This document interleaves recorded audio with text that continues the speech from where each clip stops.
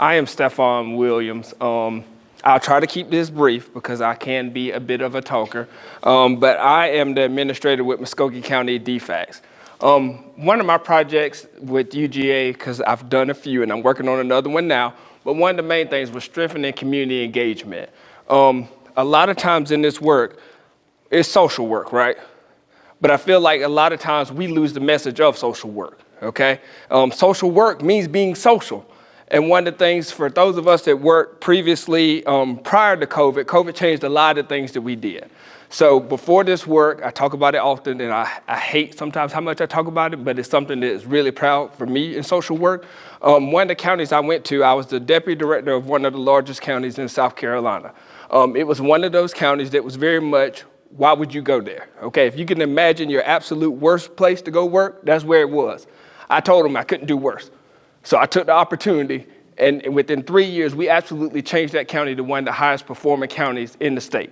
Okay, for me, one of the big things that we did was really just engage in the community. And I feel like social work, and you hear this in your class, you're gonna hear a lot of theories, you're gonna hear a lot of concepts, but a lot of times we gotta get back to the small root of things. And for me, that is building a community and utilizing our community, all right? I know you all have heard the concept, what is it? It takes a village.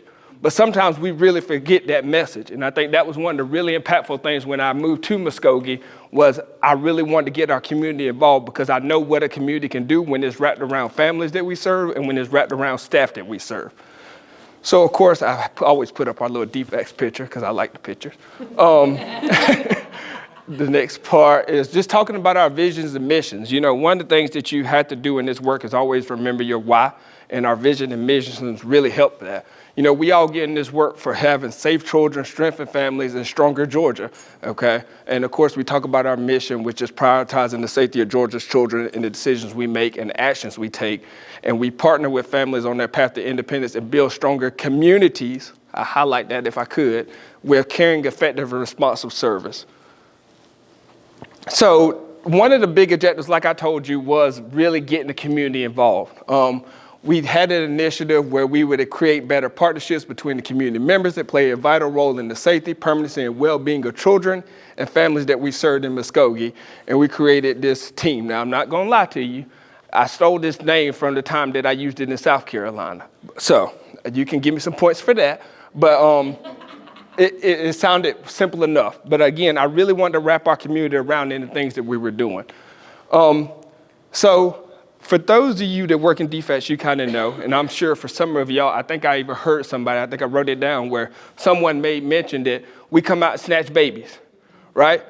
Child welfare operates in secrecy a lot of times. Reality, okay? You know, we're this big agency that somebody thinks can come snatch your child, or we do this and that. And I think one of the big reasons why community engagement matters is, one, the perception. Okay, I worked in that county where the perception was, hey, they do bad work. If you call them, they aren't going to answer the phone. I don't know what they're doing over in this county. Okay, when I went to Muscogee, it was very much of similar things because of a past reputation. It wasn't what was currently going on. It was something that happened years before. But because we operated in this shroud of secrecy, one of the big reasons I wanted to engage the community was to get the perception and help get away from that and create a new perception, because that impacts so much of the work that we do, from case managers, how they feel walking into the office, how they feel as far as how important their community feels. It's the same thing for the families.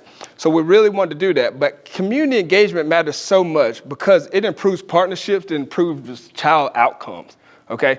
I can't stress it enough, you know, and I'll say this as someone that's been in upper leadership and has worked in state office in another state, and you will hear, you new workers, data. Everyone talks about the data, okay? Who cares about the data? I get it. But at the end of the day, that's a child and that's a family. And we have to make sure that we remember that. So to really get those outcomes to improve, we got to focus not so much on this number, but as what we're doing with the families. It increases resources and support for families. And really, it creates a shared responsibility in child safety and well-being. And I think sometimes we forget that. You know, a lot of times we put a lot on our shoulders that, hey, we have to be the ones to save a child, okay? But we have a whole community that is there that we can rally around. You go to the next one. So some of the key stakeholders we had was our local law enforcement, hospital social workers, school staff, some local businesses, our DFCS staff, and other state agencies. I brought in all of these partners because they play a very vital role. I've worked in counties. I think when I was first a case manager, I had a police officer come out, and, I hoped he was going to make the situation better. I told him he could leave. Because I said, at this point, if I get shot out here, fine, I can live with that. Don't y'all do that advice, okay? But I told him that because at this point, you're not helping, okay? And that was an instance where I had a bad relationship with that officer.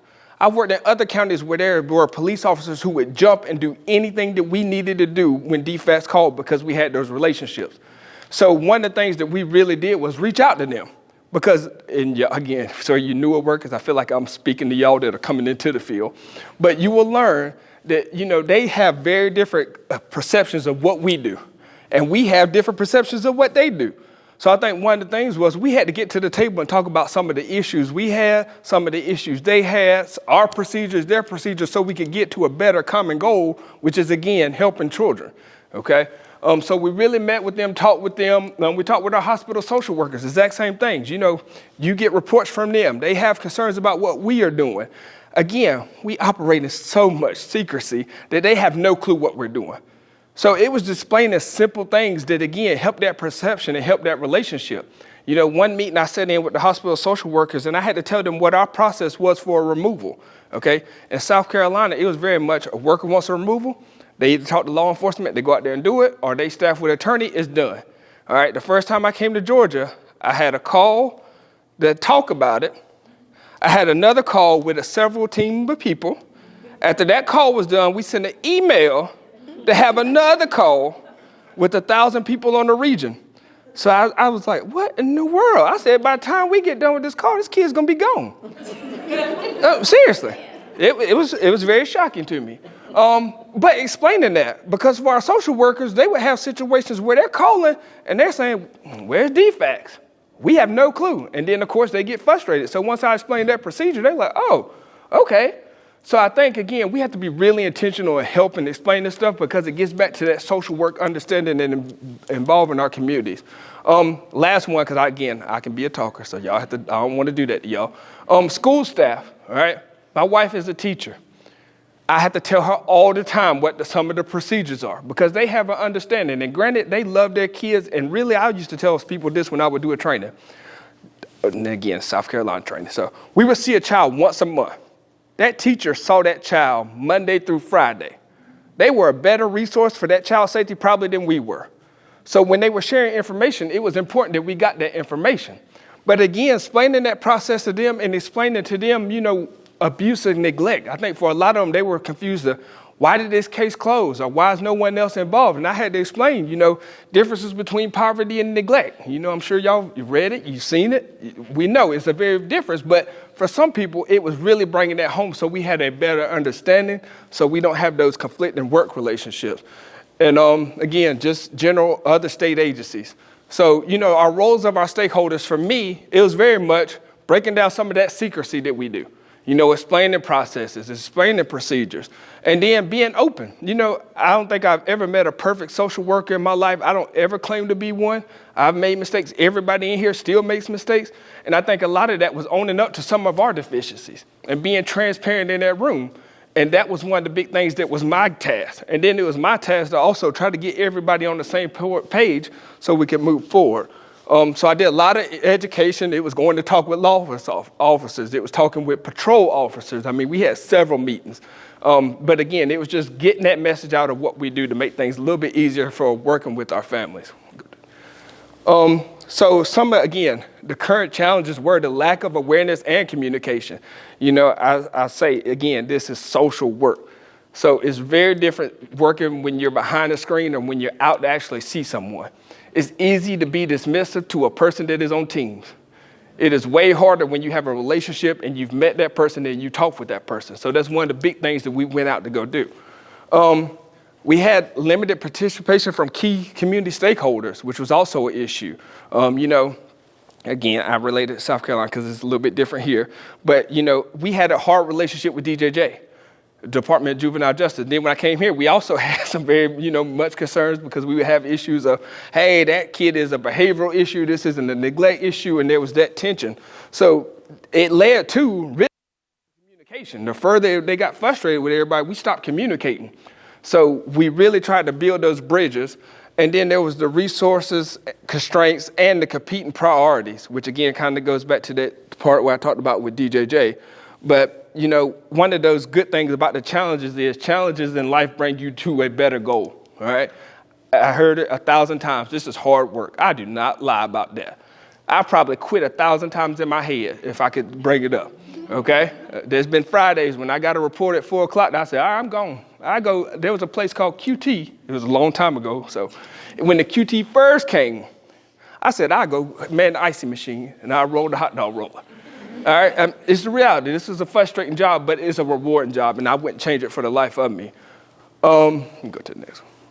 So again, our call to action was one of the big things we did was across my staff, we created a liaison, where there's a liaison to law enforcement, there's a liaison to DJJ, there's one to the hospital, there's one to the schools. Having that person that's a point of contact so there's no frustration when so-and-so doesn't answer the phone. We felt like that was really important and really helped. We had a lot of joint initiatives and events. And then we also did a lot of training around our roles and responsibilities. And a lot of times, you know, again, I can't stress enough how much the community plays a great role in the perception of your county and the work that you do. And that doesn't just mean these professional agencies. You know, we did a lot of work with the church agency that is the Care Portal, where some of our faith-based churches, if a family has a need, they step in. As you will know, government funding is very wrapped up and there's a lot of red tape. But there were a lot of times that we were able to be preventative with the family before they got involved with us or before their children came into care. But also, we also didn't think, or I tried not to think about it just from an aspect of helping our families, but also helping our staff. Our faith-based providers would just come write letters to our staff, just encouraging them, because in this work, you do not get a lot of praise, all right? I can't sugarcoat it. That's just a reality, all right? But I wanted to be intentional in us getting the praise for when we were doing the work because it's hard work. They also brought, every month I have a program area meeting. They bring snacks. Okay, again, I know it's like, oh, a pizza party, how cool, right?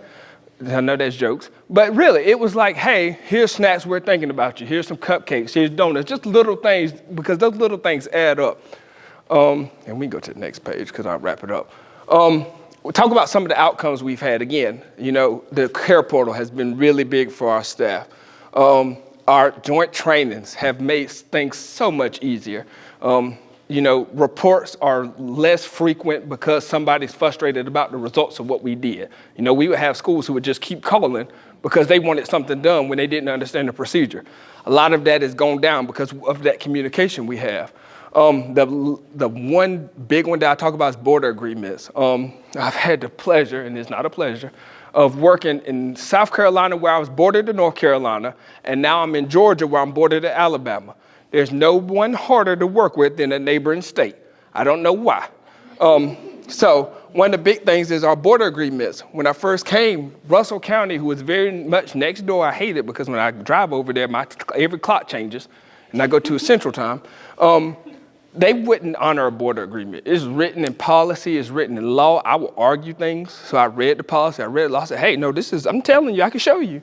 But they didn't want to do it because they had a bad relationship with us.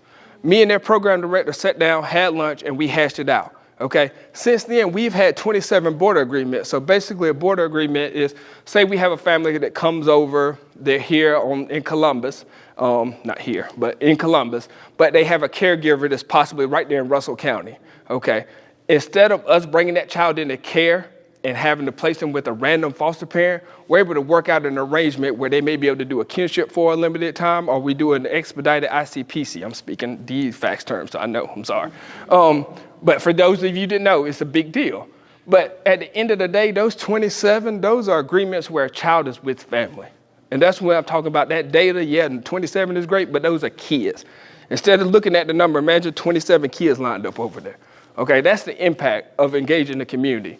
So I really feel like that's a really big thing, and I'm going to knock on something. I don't think this is wood, but I feel like it's improved our retention, okay? Now, again, people leave child welfare all the time. It is a high turnover, again, not sugarcoating that. But we've had a lot of our staff that have stayed. We have 7 more workers than we had this time last year. We have 2 more supervisors. Again, I'm going to knock on everything I can find before I go sit down. But I feel like having that community engagement it's really put a big role into that. And that's something that we got to be mindful with. So I'll just leave you with this, again, social work is social. Don't forget that. No matter how far you go, how far you move up, this is social work. So this is one of the events we had that when the churches gave us the whole church, we invited every community partner. They came out, they talked to us about their services. They gave all the staff goodie bags. We had lunch. We had some people come speak to us. That was one of the fun events. And then this is us recently at the Care Portal event where they had a staff appreciation luncheon for us. So I just wanted to show some of those pictures. And again, thank, everyone here, especially everyone from UGA. I'll leave with this. I'm a big Texas Longhorn fan, and they know this. It pains me to be a UGA graduate just because of what happened at that.